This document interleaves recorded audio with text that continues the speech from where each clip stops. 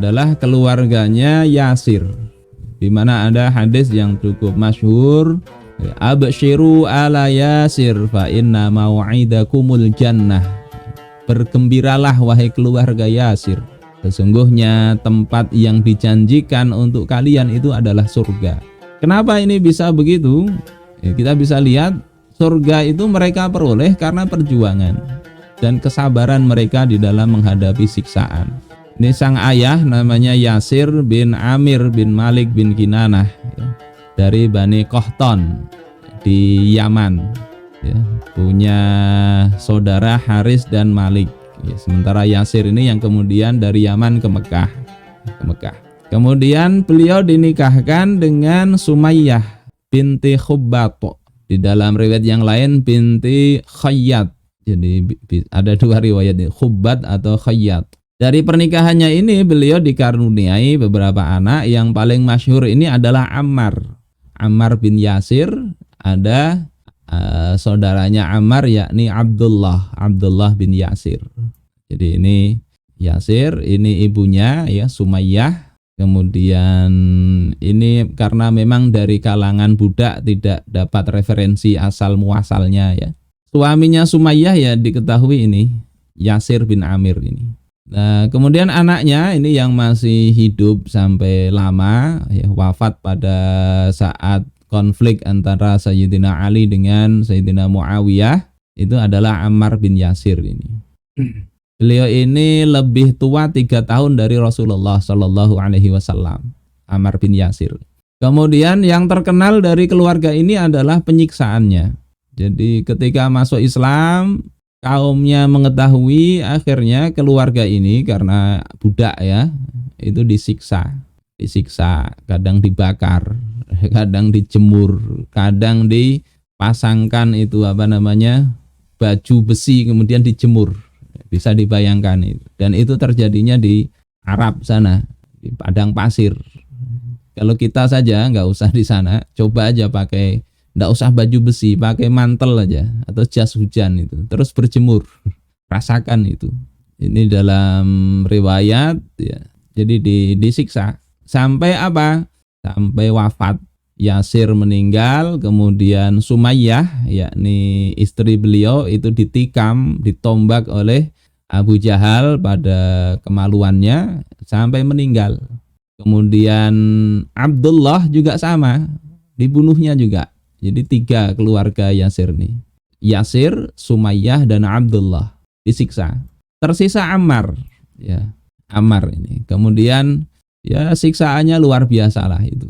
Sudah 3 meninggal ini, tidak berhasil mereka untuk mengembalikan keluarga ini supaya murtad dari Islam, tidak. Tinggal 1, sehingga siksaannya dilipat gandakan. Tidak, ibaratnya itu sedikit-sedikit ya, tidak langsung dibunuh, tidak.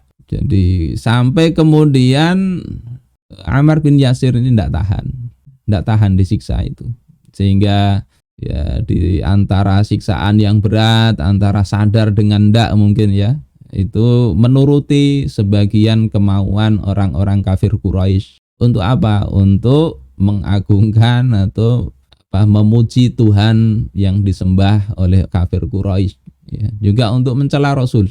Nah, setelah itu dilepaskan, ditinggalkan, Ammar ini datang kepada Rasulullah Shallallahu Alaihi Wasallam. Menangis beliau ini, merasa sudah murtad. Karena apa? Gara-gara lidah dalam kondisi begitu mengucapkan sesuatu yang tidak diridhoi Allah dan Rasulnya. Kemudian oleh Rasulullah Shallallahu Alaihi Wasallam ditanya, bagaimana kondisi hati engkau? Apakah engkau menyetujui apa yang engkau ucapkan?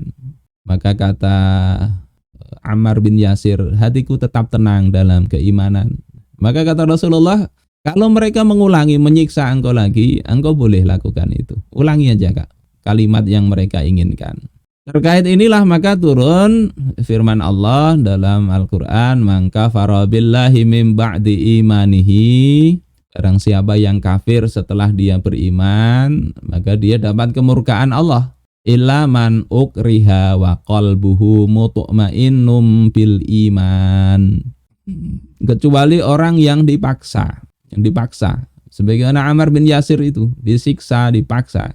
Sementara hatinya tetap tenang, tetap teguh dengan keimanan. Ini pengecualian dalam kondisi seperti itu. Nah sekarang ini banyak ini dijadikan alasan, tidak ada yang maksa, tidak ada yang apa-apa, merasa terpaksa sendiri kemudian mengucapkan hal-hal yang tidak benar, maka itu ya jadi kemurkaan Allah kalau tidak ada yang maksa. Atau paksaannya tidak sampai paksaan sebagaimana yang dibenarkan oleh para ulama untuk level paksaan yang membolehkan yang diharamkan. Rasanya sudah kita bahas dulu waktu kajian kitab hadis Arba'in An-Nawawiyah. Jadi ada level paksaan itu enggak sekedar ada yang maksa boleh melakukan kemungkaran, enggak begitu. Terus ada juga kemungkaran yang walaupun dipaksa enggak boleh diikuti.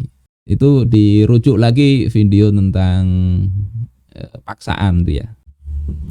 Nah kalau bisa sebetulnya bukan dengan cara menuruti kemauan orang-orang kafir. Ada beberapa riwayat ya cara lainnya ini kalau bisa dengan berbicara yang mereka merasa senang ya, kita tidak memaksudkan itu. Ini